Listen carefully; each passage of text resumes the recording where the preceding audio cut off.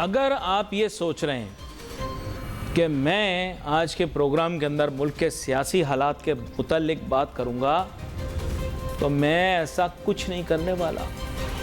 अगर आपको लग रहा है कि मुल्क के अंदर जिस तरह की हिजानी कैफियत पैदा हो गई है मैं उसके मुतल्लिक बात करूंगा, तो मैं बिल्कुल नहीं करूंगा।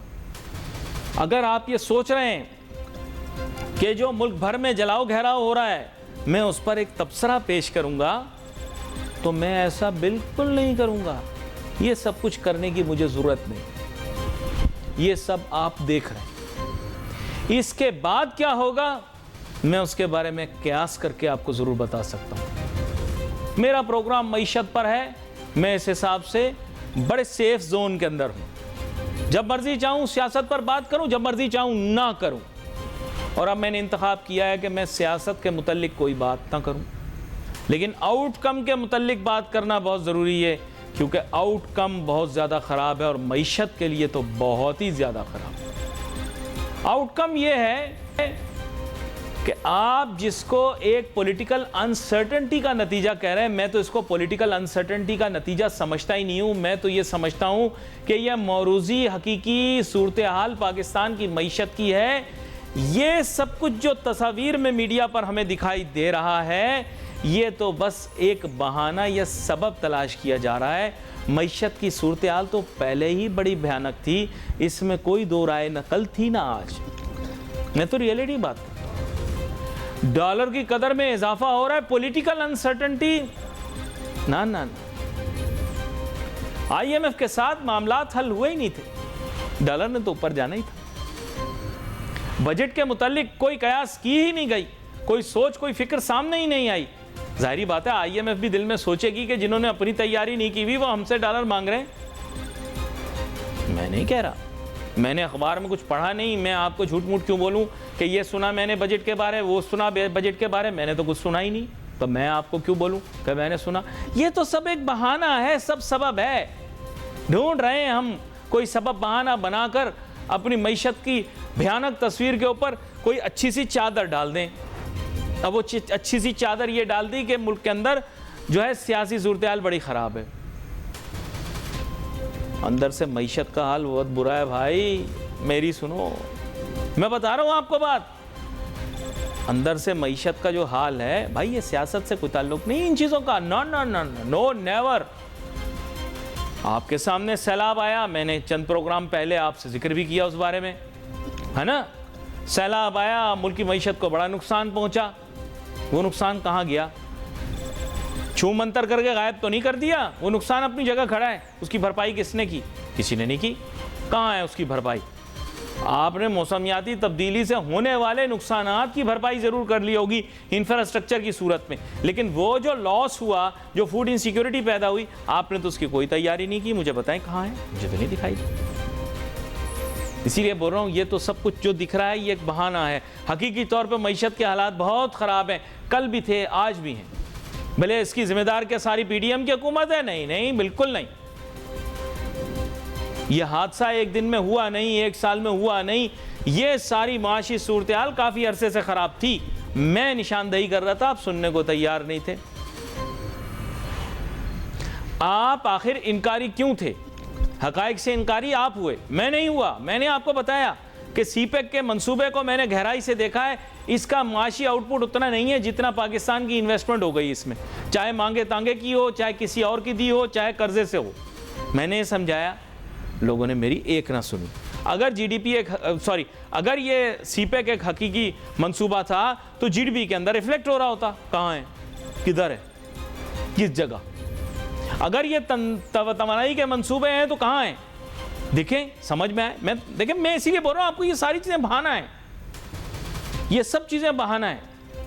और मैं बहानों में नहीं आता, मैं हकीकत में यकीन रखता हूँ। आप हकीकत मुझे बताइए, what is the reality? Let's talk about realities now.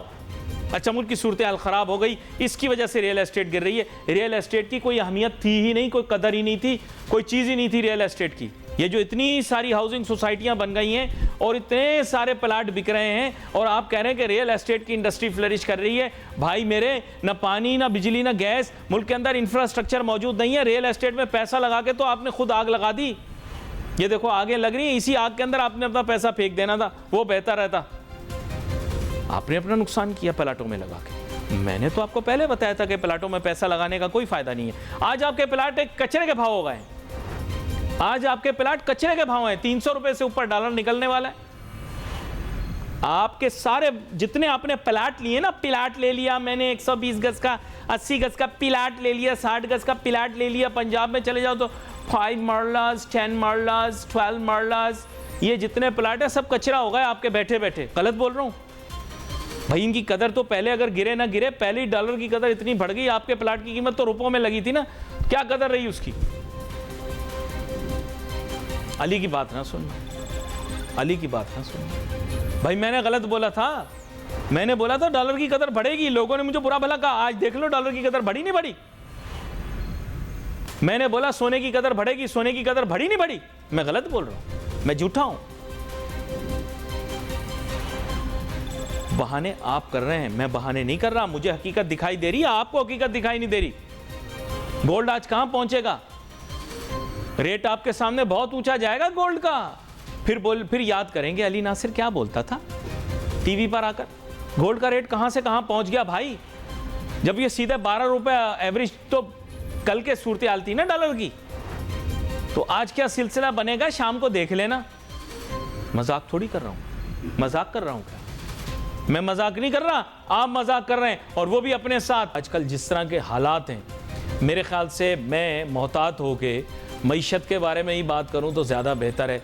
लेकिन मेरे ऊपर दबाव भी ये होता है कि मौजूदा सूरत हाल को सामने रख कर ही बात हो। मेरे साथ जनाब एहसन मेहनती साहब भी शामिल गुफ्तगू हैं, जो कि मैं कहूँगा कि माहिर इक़्तिसादियात भी हैं, मईशत पर भी बड़ी गहरी निगाह रखते हैं। और उसके अलावा मेरे ख्याल से मैंने इनके तज्ज़ियात सुने, बहुत ज़्यादा बैलेंस्ड होते हैं। हमारे साथ ज़ुबैर तुफ़ैल साहब भी हैं बज़रिया टेलीफोन लाइन, जो कि साबिक़ सदर FPCCI, और उनकी भी बड़ी गिरफ्त है मामलात के ऊपर। दोनों मेहमानों का सबसे पहले मैं वेलकम करता हूं और फिर उसके बाद मैं आगाज़ करता हूं जनाब ज़ुबैर तुफ़ैल साहब से, जो कि साबिक़ सदर FPCCI हैं, और जो सूरत हाल है पाकिस्तान की उस पर मुख्तसर तज्ज़िया इनसे लेने की कोशिश करता हूँ। हालात बहुत ज़्यादा ख़राब हो चुके हैं, मामलात बहुत ज़्यादा बिगड़ चुके हैं और अब काबू में आते दिखाई नहीं दे रहे। ज़ुबैर तुफ़ैल साहब, कुछ ना कुछ तो हल निकालना पड़ेगा, क्या कहते हैं आप? बिस्मिल्लाहिर्रहमानिर्रहीम। शुक्रिया अली, आपने मुझे ऑनलाइन लिया। मसला ये है, सूरत हाल इस वक्त बेइंतहा संगीन है। आज देखिए करेंसी की हालत ऐसी हो गई है कि आज डॉलर जो है 300 रुपये भी क्रॉस कर गया है इंटरबैंक में। इंटरबैंक ओपन मार्केट में तो इससे भी ज़्यादा है। तो बहुत ही सूरत हाल मायूस कुन भी है और तशवीशनाक भी है। और मैं समझता हूँ कि हुकूमत कोई फौरी इकदाम 1-2 दिन के अंदर, या बल्कि कल ही करना चाहिए इसको, करेंसी को रोकने के लिए। ये तो श्रीलंका की करेंसी बनती जा रही है, वो 330 पे हैं, हम 300 पे आ गए हैं। तो ये, और जिसके असरात हमारी मईशत पे इतने बुरे पड़ेंगे, आपका हर दरामदी चीज़ जो है उसकी कीमत इतनी बढ़ जाएगी और बहुत ही सख्त असरात हों। तो थोड़ी लचक दिखानी पड़ेगी, थोड़ी लचक किसी न किसी को दिखानी ज़रूर पड़ेगी। जी जी, हुकूमत को चाहिए कि इसका कोई हल तलाश करे और कल के दिन में ही करे, जुमे के दिन करे। आज देख ले कि क्या हाल अहवाल रहता है इंटर बैंक में, और बैंक भी जो है, बैंक भी कोई किसी तरह से रियायत करने को तैयार नहीं है। बैंक चाहते हैं ठीक है, इस बुरे हालात में भी अक्सर बाज़ बैंक ऐसे भी हैं जो चाहते हैं कि ज़्यादा से ज़्यादा मुनाफा कमाया जाए, चाहे मुल्क की मईशत बैठ जाए। ये बड़ा अहम नुक्ता आपकी तरफ से आया। मैं एहसन मेहनती साहब आपकी जानिब आना चाहूँगा, लेकिन एहसन मेहनती साहब, मैं ज़ाहिरी बात है पॉलिटिकल अनसर्टनिटी को तो सामने रखता हूँ, लेकिन जिन हक़ाइक़ का जिक्र आप माजी के प्रोग्रामों में कर चुके हैं, उससे ऐसा ज़ाहिर होता है कि पॉलिटिकल अनसर्टनिटी जो है ये तो है ही है, लेकिन जो मौरूज़ी हालात हैं वो तो शुरू से ही ये पॉइंट कर रहे थे कि इकॉनमी जो है it is headed towards a crisis. क्या कहते हैं आप? देखिए, बिल्कुल क्राइसिस तो है, लेकिन इस वक्त हम देख रहे हैं कि हमारी जो मार्केट्स हैं यहाँ पर वो दोबारा से आउट परफॉर्म कर रही हैं। ऐसे जो इकोनॉमिक क्राइसिस हैं उसके अंदर सबसे जो बेहतरीन हमें रिस्पांस मिला है वो IMF की तरफ से मिला है कि IMF जो है वो रिकॉर्ड नहीं दे रही है इन पॉलिटिकल जो अनसर्टेनिटी है उसको, और जो आईएमएफ का प्रोग्राम है वो उसकी जो रिक्वायरमेंट्स थी वो अगर गवर्नमेंट पूरी कर देती है, कर रही है, तो हमें कुछ अनकरीब जो है अच्छी खबरें सामने आएंगी। यही वजह है कि मार्केट्स, चूंकि हम देख रहे हैं कि ये एक पॉलिटिकल जो है नॉइज इस वक्त है और मार्केट्स पे इसका इम्पैक्ट भी कल आया और परसों भी आया, बट हम ये देख रहे हैं कि इस वक्त मार्केट काफी ज्यादा पाकिस्तान की तेज है, और उसकी वजह ये है कि जितनी भी शरायतें थी आईएमएफ की वो मोर लेस गवर्नमेंट ने जो है वो पूरी कर दी हैं। अब बात यह है कि रुपये का जो गिरना है इसको हम किस तरह से मुस्तहकम कर सकते हैं। बिल्कुल जाहिर है इसके अंदर आईएमएफ के प्रोग्राम का अप्रूवल का बहुत मेजर रोल होगा। फॉरेक्स रिजर्व्स पाकिस्तान के बढ़े, ये भी ये भी एक बहुत इंपॉर्टेंट चीज है, क्योंकि पाकिस्तान का जो फॉरेन एक्सचेंज का जो डेट है वो 130 बिलियन का है। 4-5 बिलियन डॉलर जो है वो अभी चाहिए जून तक, और उसके बाद 24 बिलियन डॉलर तक नेक्स्ट ईयर चाहिए। तो ये जो अनसर्टेनिटी है रुपये की, ये तो आई थिंक कि ये अब हमारे लिए बॉक्स हो गया है, और ये अब हमें जो है वो लंच बॉक्स हो गया है, ये ऑफिस पे लेके जाना है हर दिन। और शायद ये जब तक ही ये कोई हमारी लाइफ टाइम में तो हमें नजर नहीं आ रहा 130 बिलियन डॉलर जो है पाकिस्तान पे कर पाएगा, बट जाहिर है ये तो अब we have to deal with this rupee uncertainty, ये रुपी इंस्टेबिलिटी जो है और रुपी का वीक होना, ये जो है अब ये मामूल बनेगा, और हम ये मामूल बन भी चुका है। पिछले 2 साल से हमने देखा है कि रुपी 60% तक गिर गया है। तो आई थिंक कि अब ये we have to bear the this poison pill. अब बात ये है कि जो हमारी पॉलिटिकल अनसर्टेनिटी है, अब क्योंकि इसके डिसीजन सारे अब कोर्ट की तरफ चले गए, तो मैं ये समझता हूँ कि जो कोर्ट्स हैं वो इसको सही तरीके से डील करेंगे, because we have full confidence in the courts. और आई थिंक कि उन्होंने अगर कोई मामला होगा जो कोर्ट ने डिसाइड करना है, तो आई थिंक कि उसमें हमारी सिक्योरिटी एजेंसीज भी मोर लेस जो है law and order. You're right, but you and me have full confidence in courts. You and me, by this I mean the populace of Pakistan. Unfortunately, the politicians of Pakistan are continuously trying to malign the institutions of this country, और यही बुनियादी मसला हमारे यहाँ पेश आ रहा है, क्योंकि you and me, that means public at large, is willing to listen to our institutions, but the politicians are not willing to. बड़ा अहम नुक्ता है, मैं इसकी जाने दोबारा आता हूँ, लेकिन यहाँ पर ज़ुबैर तुफ़ैल साहब, अब बात ये है आपके मुल्क को निकालने के लिए इस मसले से international political diplomacy, international politico economic diplomacy की ज़रूरत है, because that's the only way. जैसे एहसन मेहनती साहब ने कहा था, 120 बिलियन डॉलर्स का जो लोन है, you can't get rid of it with a snap of a finger. आपको इंटरनेशनल पॉलिटिकल डिप्लोमेसी करनी पड़ेगी। क्या कहते हैं आप? मैं बिल्कुल एग्री करता हूँ। देखें, इस वक्त जो है ना, हमारे जो भी मिनिस्ट्री ऑफ फाइनेंस में जो भी अरबाब इख्तियार हैं, उनको चाहिए कि सब सर जोड़ के बैठ जाएं, और इसका हल तलाश करें। ये 2000 के लिए इसका हल तलाश करें कि क्या करना है। 1.5 लाख ये इसका हल तलाश करें, इसके बगैर काम नहीं चलेगा। और हमको तमाम बैनुल-अक़वामी इदारों को ना उनका एतमाद बहाल करना होगा। अगर एतमाद बहाल नहीं होगा तो जो भी हुकूमत अभी और भी कर्जे लेने जा रही है तो उनमें उनको मुश्किलात आएंगी। तो इसलिए इंतहाई वक्त की जरूरत है कि सब बैठे सोचें कि अच्छा, लेकिन एक तरीकाकार ये लोग कहते हैं, माजी में हुआ भी मुशर्रफ साहब के दौर में, वो ये था कि जो हमारी ट्यून ऑफ एक्सटर्नल डेट थी, हमने उसको मैच करने की कोशिश की फॉरेन डायरेक्ट इन्वेस्टमेंट के साथ। हुआ ये कि अरब कंट्रीज ने, जीसीसी कंट्रीज ने जो हमारे मुल्क के अंदर इन्वेस्टमेंट की, स्लोली उसकी वैल्यू एडिशन होकर तकरीबन उसके बराबर हो जानी थी एफडीआई की वैल्यू, जो कि हमारी एक्सटर्नल डेट की थी। बट हमने बैड कार्ड्स प्ले किए, हम फंस गए, हमने उनके साथ बिगाड़ ली, वो चले गए हमें छोड़ के। अब हम किसकी तरफ देखें? देखिए, असल में एक तो बात है कि हुकूमत और स्टेट बैंक की एक जो पॉलिसी है कि ये फॉरेन एफडीआई जो आती है, इनको अपने प्रॉफिट्स को बाहर नहीं ले जाने देते। जब आप बाहर नहीं ले जाने देते तो उसका एतमाद उनका जो है वो खत्म हो जाता है। कि अब आज के दिन के अंदर भी देखिए, तमाम एयरलाइंस जो है जो पाकिस्तान से लाखों मुसाफिरों को बाहर लेके जाती हैं, उसमें मिडिल ईस्ट की एयरलाइंस भी हैं, टर्की भी है, तो उनके यहाँ पे जो प्रॉफिट्स पड़े हुए हैं आप उनको ले जाने नहीं देते। और उसके साथ भी क्या होता है कि रुपी जो है डिवैल्यू होता जाता है, तो डॉलर टर्म में उनकी जो भी यहाँ पे पैसे हैं वो घटते जा रहे हैं, जिसकी वजह से बहुत परेशान है। इसी तरह जो और फॉरेन अपना ओवरसीज चैम्बर ऑफ कॉमर्स के जो मेंबर्स हैं, इन्वेस्टर्स, उनकी भी यही सूरत हाल है। वो कह रहे हैं 2-2 साल हो गए हमारे डिविडेंड जो है बाहर रिमिट नहीं होने देते। तो ये हुकूमत को और स्टेट बैंक को इसके बारे में कुछ सोचना चाहिए। आप टोटली किसी को मना नहीं कर सकते। आप ये कह दें कि हमारे पास जरा मुश्किलात है, आपकी जो भी अमाउंट है आपके पास ड्यू रिमिट करने की, आप उसमें से 20 या 25% रिमिट कर लें। तो ग्रेजुअली किसी को कुछ ना कुछ तो देना। अगर आप 2 साल भी नहीं रिमिट करने दें और फिर भी उनको तंग करते रहें, इसी वजह से बाज़ फैक्ट्रीज ने ना हमारे मुल्क में अभी इन्वेस्टमेंट को स्लो डाउन कर दिया या रोक दिया है। और हुकूमत को चाहिए इस मामले में गौर से देखे और देख के इसको हल करे। इसका जो है इस चीज को किसी भी तरह से अपने काबू के अंदर लेकर आए। अगर काबू में नहीं लाएंगे तो मामला काबू से बाहर निकल जाएंगे। इसको किसी भी तरह से हल करें। इसको फॉरेन इन्वेस्टर को किसी भी तरह से थोड़े थोड़े पैसे रिमिट करने दे। 100% है, चलो यार कुछ नहीं करना, 10% तो करें ताकि वो कहे यार 2 साल में कोई तो पैसे बाहर निकले, लेकिन तो पैसे ही नहीं निकलने देते। ये इस तरह से क्या कहना चाहिए, जो मौजूदा रवैया है बहुत खराब है।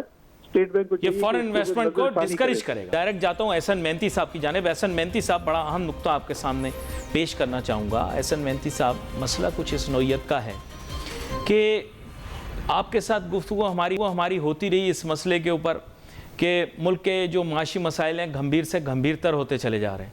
लेकिन एक माशी मसला ऐसा है जिसके ऊपर आई थिंक अब कंसेंसस पैदा हो गया। हम रेवेन्यूज़ को इस मुल्क की प्रॉब्लम का जड़ समझते रहे हैं। In actuality we have been able to achieve our revenue targets every year, but still our external debt is mounting. We have been doing these half-hearted steps, and we've been taking these steps which have been very bad for the economy, especially for the capital markets and also for the common markets, जो कि एक ज़माने में शब्बर जैदी साहब ने kick in किए थे 50,000 rupees के लिए शनाख्ती कार्ड लाओ. लेकिन all of this is an exercise in futility. हमने अपने टारगेट्स अचीव किए लेकिन revenues are not the problem. क्या कहते हैं आप? देखिए, रेवेन्यूज तो आपकी बात बिल्कुल ठीक है कि वो बढ़ते रहे, बट जाहिर है ग्रोथ के लिए हमें डेट भी लेना पड़ा. अब ये कि ये जो ग्रोथ का नंबर्स हैं, बिकॉज इकोनॉमिस्ट जो है वो जब वो बजट बनाते हैं और फिर जाहिर है एनुअल इवैल्यूएशन करते हैं, तो उसमें इकोनॉमिक ग्रोथ रेट जो है उसका एक अपना एक मामला है जिसके अंदर एम्प्लॉयमेंट लेवल जो है मुल्क के या कंट्री की जो अपनी सर्वाइवल है, जिसको हम कहते हैं कि सुप्रीमेसी है, उसके लिए इट इज इम्पोर्टेंट कि ग्रोथ आए. जब ग्रोथ को हम लेने जाते हैं तो अपने वसाइल के साथ यानी कि प्रेजेंट रेवेन्यूज के साथ उस ग्रोथ को हम मीट नहीं कर सकते. यानी कि अगर पाकिस्तान सारी जिंदगी 1% ग्रोथ रेट पर होता तो आज जो है पाकिस्तान के पास डेट नहीं होता. तो आई थिंक कि ये जो हमारे इकोनॉमिक मैनेजर्स हैं यही सजेस्ट करते हैं कि भाई जो डेट टू जीडीपी है वो हमारा ये होना चाहिए कि वो 70% तक हो. उसकी सीलिंग हम ले लेते हैं. अब यूएस फंस गया है कि यूएस खुद भी सीलिंग जो है कांग्रेस से ले रहा है. हमें हमारी पार्लियामेंट से लेना पड़ता है कि भाई ये 70% की सीलिंग है, इस सीलिंग को जो है वो हम क्रॉस नहीं कर सकते. तो हम खुद ही हमारे जो डेट्स हैं उसकी परमिशन लेते हैं पार्लियामेंट से, फिर ये डेट हमारे पास पे करने का कोई रास्ता इस वक्त मौजूद नहीं है. तो अब बात ये है कि ये फिर डेट बढ़ता 25% सूद के रेट के साथ अगर आप बढ़ा लें इसको, जो मोरलेस प्रोजेक्ट कर रहे हैं लोग गिवन द इन्फ्लेशन 45% की, तो जाहिर है अब हम इन रेट्स के साथ अगर जाएंगे तो इस डेट को कंट्रोल कैसे करेंगे, इसकी रीपेमेंट कैसे करेंगे. और रेवेन्यू तो बहरहाल मिल जाएगा हमें, हमारे जो टारगेट्स होते हैं, बट जाहिर है ये डेट को हमें लेना पड़ता है ग्रोथ को अचीव करने के लिए. और फिर उसके बाद ये डेट जो है जब अगर 25% सूद के रेट से बढ़ेंगे तो आई थिंक कि ये तो हमारे लिए काफी आने वाला जो टाइम्स है वो काफी डिफिकल्ट होंगे अनटिल लेस कि हम हमारी रेवेन्यू कलेक्शन जो है उसको फिनोमिनली जो है बढ़ा लें. तो उसके लिए जाहिर है जो ऑलरेडी टैक्स दे रहे हैं लोग उन पे मजीद बोझ होता है. जब बोझ पड़ता है तो जाहिर है वो फिर दूसरी मार्केट्स देखते हैं इन्वेस्टमेंट के लिए. और आई थिंक ये अलमिया है कि पाकिस्तान में इन्वेस्टमेंट टू जीडीपी जो है वो कम होता चला जा रहा है, बिकॉज हमारे जो टैक्सेशन रेट्स हैं वो बढ़ते चले जा रहे हैं, चाहे वो कॉर्पोरेट टैक्स हो या फिर जो हम इनडायरेक्ट टैक्सेस देते हैं पेट्रोल पे भी, दीगर जो टैक्सेस हैं, तो जाहिर है उस पर इम्पैक्ट जो है गरीबों को भी पड़ता है और जाहिर है उसमें फिर हमारा पॉवर्टी लेवल भी कंट्री का बढ़ता है. तो अब यहाँ पर जो है इस सिचुएशन की सोल्यूशन के लिए जो है हमें देखना पड़ेगा कि हम डेट नहीं लें और हम जो है वो ग्रोथ के भी जो है वो अगेंस्ट में जाकर डेट को हमारे खत्म करें. और डेट को खत्म करने के भी बहुत सारे तरीके हैं, बट आई थिंक कि इसके लिए पॉलिटिकल विल जो है वो ज्यादा इस वक्त जो है उसकी वो दरकार है ताकि ये जो है हम हमारे डेट को खत्म कर सकें. बड़ा अहम नुक्ता आया आपकी तरफ से. इसी चीज़ को जुबैर तुफैल साहब आपकी जानिब लेकर जाता हूँ. बात यह है कि we have been compromising on economic growth for things that have made no difference to our economy.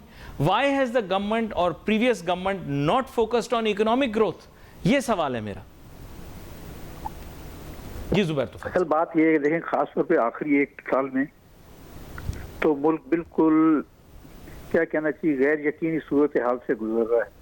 हुकूमत कोई पॉलिसी बना नहीं पा रही है, बनाती है तो ताजिर बरादरी को या सनतकार बरादरी को उसके ऊपर जो है कॉन्फिडेंस नहीं होता कि गवर्नमेंट जो कह रही है वो सच कह रही है, झूठ बोल रही है। तो इस वजह से फिर बिजनेसमैन भी जो है इन्वेस्ट नहीं करता। फिर आपकी करेंसी की इंस्टेबिलिटी है। अब आप देखें ना कि आज के दिन में सुबह 290 पे डॉलर खुला था और 3 बजे जो 301 रुपए हो गया।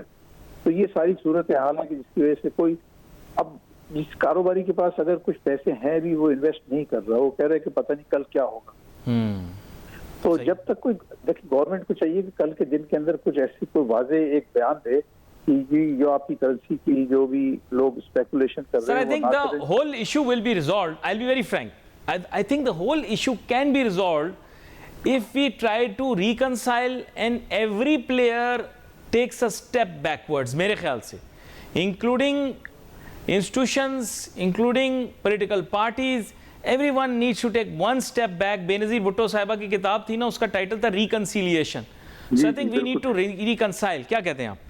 आप बिल्कुल सही कह रहे हैं। देखिए आप तमाम स्टेक होल्डर्स एक जगह बैठ के मसाइल का हल तलाश करें।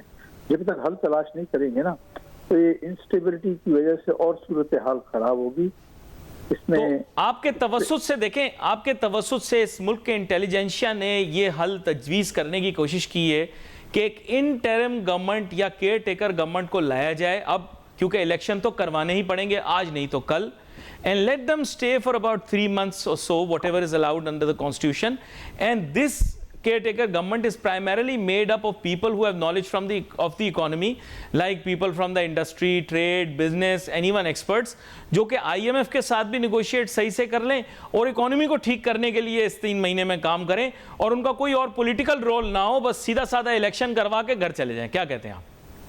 देखिए ये तो सही बात है कि मसाइल का हल इलेक्शन नहीं है और इसके अंदर इलेक्शन में भी जाने के लिए एस्टेब्लिशमेंट को और इदारों को और मीडिया को मिलकर एक फैसला करना होगा कि आया इलेक्शन कब हो, कैसे हो। जब ये हुकूमत कहती है इनका मैंडेट है अक्टूबर तक के लिए, तो ये तो यही कहेंगे जी अक्टूबर में केयर टेकर आना चाहिए। तो अब अक्टूबर में ये हुकूमत छोड़ती है अपना 6 अक्टूबर को अपना, अगर हुकूमत छोड़ती है तो उसके अंदर भी 5 महीने बाकी हैं, जून जुलाई। पर तब तक मुल्क का क्या बनेगा सर? तब तक बिजनेसमैन बेचारा परेशान है। आपकी आवाज के अंदर मुझे महसूस हो रहा है वो दर्द और वो परेशानी जो आज हर इंडस्ट्रियलिस्ट के दिल में। देखिए मैं तो चाहता हूं कि ये जितनी जल्दी इलेक्शन हो सकता हो जाए और पता चल जाए, जो उसको भी आवाम मुंतखब करे उसको हुकूमत दे दी जाए। और फिर ये कि उसको अब आप कॉन्स्टिट्यूशन के मुताबिक आपको किसी केयर टेकर गवर्नमेंट को लाना होगा, तो इसके बारे में जितनी जल्दी फैसला कर लिया जाए तो उतना अच्छा होगा कि कौन केयर टेकर गवर्नमेंट आएगी। देखें ये आमतौर से जब होता है तो ये न्यूट्रल लोगों को लेके आते हैं जो इकोनॉमी को भी समझते हैं और दीगर मामलात को भी समझते हैं, उनको पास्ट के एक्सपीरियंस भी हैं। उन लोगों को ला के उनको 3 महीने के लिए हवाले करें और 3 महीने में वो कॉन्स्टिट्यूशन वो अपना इलेक्शन कराएं और चले जाएं। जो उसके बाद जिसको अक्सरियत मिले उसके हवाले हुकूमत करे और फिर उसे कहे कि आगे लेके चले। अगर मैं आपको एक बात बता दूं, हुकूमत किसी की भी आ जाए, पाकिस्तान की मईशत को भी चलाना इतना आसान नहीं होगा। कोई भी हुकूमत हो, चाहे PDM हो, चाहे PTI हो, XYZ कोई भी आए, पाकिस्तान के जो भी मसाइल हैं वो इतने गहरे हैं कि कोई एक पार्टी उसको हल नहीं कर सकती। बड़ा अहम नुक्ता है और ये भी आ गया, जाहिर बात है अब हुक्मरान उसको सुने। एहसन मेहनती साहब, मुझे पता है आप इस नोयत के सवाल ना तो लेते हैं ना उनके जवाब देते हैं, लेकिन for the sake of this country मैं मजबूर हूँ कि आपसे पूछूँ ज़रूर। बात यह है कि एक पढ़े लिखे शख्स होने के नाते, फाइनेंशियल सेक्टर का एक बड़ा प्रोमिनेंट शख्सियत होने के नाते, पॉलिटिकल इंसर्टिनिटी का आपने जिक्र किया। अगर आप अपनी राय ना भी देना चाहें तो ये बताएं कि इंटेलिजेंशिया क्या राय रखती है कि इस पॉलिटिकल अनसर्टेनिटी को किस तरह से रिजॉल्व किया जाए। देखिए, पॉलिटिकल अनसर्टेनिटी तो जो है वो 1947 से पॉलिटिकल अनसर्टेनिटी है, बिकॉज यहाँ पर जो है कोई 5-6 जमातें हैं हमारी, और ये एक रूल करेगी, फिर दूसरी करेगी, फिर तीसरी करेगी, और यूजुअली ये होता है कि 1 से 2 जमातें बाहर होती हैं, बाकी 4 जमातें जो हैं वो मिल्की मोर लेस जो है वो हुकूमत, यानी कि इससे पहले भी पीडीएम से पहले एक और पीडीएम थी जिसको हम कोई और नाम देते थे, बट हमने हमेशा यही देखा है कि कोalition गवर्नमेंट बनती है, हमेशा से ही बनती है, तो जाहिर है कभी किसी का वोट ज्यादा होते हैं, किसी के नहीं, तो आई थिंक कि इसको तो पॉलिटिकल नॉइज को तो हम खत्म नहीं कर सकते इस मुल्क से। रहा सवाल इकोनॉमिक अनसर्टेनिटी का, तो इस वक्त वो बात बिल्कुल ठीक है कि इकोनॉमिक अनसर्टेनिटी एक सेपरेट चैप्टर है, जिसके अंदर हम देख रहे हैं कि पाकिस्तान के पास फॉरेन एक्सचेंज की रिजर्व इसलिए शॉर्ट हो रहे थे कि पाकिस्तान ने इंपोर्ट ज्यादा कर ली थी, तो अब बात यह है कि वो करंट अकाउंट सरप्लस भी हमें नजर आ गया, और मार्केट्स हमारी जो है जिस तरह से बायबैक्स हमारे आए और कंपनीज जो है शेयर्स दोबारा बायबैक कर रही हैं, उस हिसाब से देखा जाए तो मार्केट्स हमारी काफी ज्यादा कंट्रोल नजर आ रही हैं। अब इन इंपोर्ट्स को जो है अगर हम कम करते हैं तो जाहिर है हमारा रुपी स्टेबल होगा और इकोनॉमिक अनसर्टेनिटी जो है वो बहरहाल कम होगी, बट पॉलिटिकल अनसर्टेनिटी अगर आप इसका सवाल करें तो वो मुझे मुश्किल नजर आता है कि ये तो जो है ये एक डेवलपिंग इकोनॉमी है, और पॉलिटिकल जो पैचअप है ये तो हमेशा से हमने देखा है कि ये हो भी जाता है और फिर उसके बाद ये खत्म भी हो जाता है पैचअप, और फिर उसके बाद ये फिर हो जाता है, तो एक्सपेक्टेशन है कि हो जाएगा, और ये जो कोर्ट के जब डिसीजन आ जाएंगे उसके बाद जो है कभी ना कभी तो इलेक्शन होना है, चले अभी नहीं होता तो कभी हो जाएगा, बट ये पॉलिटिकल अनसर्टेनिटी तो जो है इलेक्शन के बाद भी होगी और फिर उसके बाद नए इलेक्शन में भी होगी, तो ये we can not actually ignore this political uncertainty, it will always be there. आपने तो एक नया चैप्टर खोल दिया, एक नई बहस छेड़ दी और बड़ी अहम बहस छेड़ दी, क्योंकि ये नुक्ता जो आपने उजागर किया ये बड़ा ही अहम है कि हमारे मुल्क के अंदर पॉलिटिकल अनसर्टेनिटी कभी ख़त्म होती ही नहीं, हमेशा नाजुक हालात से ही गुजर रहे होते हैं, और ये नुक्ता भी बहुत ज़्यादा अहम है। मेरे ख्याल से नाजरीन हमें वाले उनको आज बहुत सारे सवालात के जवाब भी मिले होंगे और बहुत सारे नए सवालात भी उनके जहन में पैदा हुए होंगे। दोनों मेहमानों का शुक्रिया अदा करते हुए wait for message on Facebook. Ali Nasir हमारी टीम को इजाज़त दीजिए। अल्लाह हाफ़िज़।